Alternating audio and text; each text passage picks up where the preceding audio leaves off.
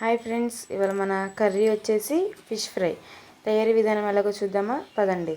ముందు ఫిషెస్కి చిన్న చిన్నగా ఘాట్లు పెట్టుకోవాలి. ఎందుకంటే మనం పెట్టిన ఉప్పు కారం అన్నీ బాగా పడతాయి. అప్పుడు టేస్టీగా కూడా చాలా బాగుంటుంది. ముందుగా అయితే కారం వేసుకుందాం, 2 స్పూన్లు వేసుకున్న తర్వాత సాల్ట్ కూడా మీకు సరిపడా అంత వేసుకోండి.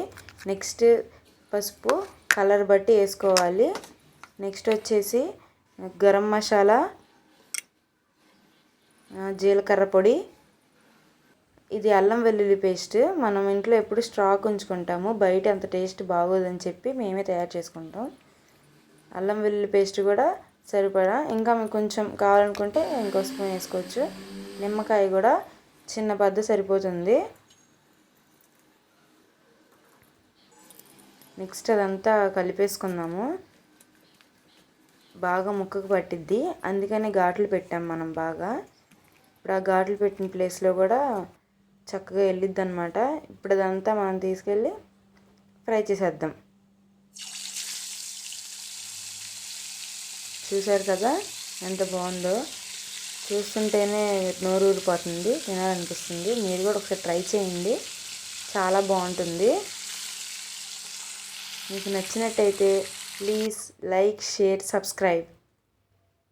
బాగా ఫ్రై చేయాలి, వాటిని ఫ్రై చేస్తే కానీ మంచి టేస్ట్ రాదు.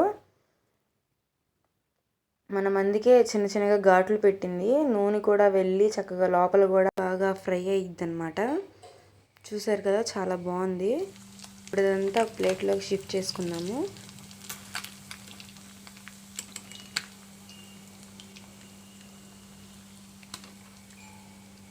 చాలా బాగుంది కదా, కలర్ఫుల్గా కూడా ఉంది. మీరు ఖచ్చితంగా ట్రై చేయండి, చాలా బాగుంది అంటారు.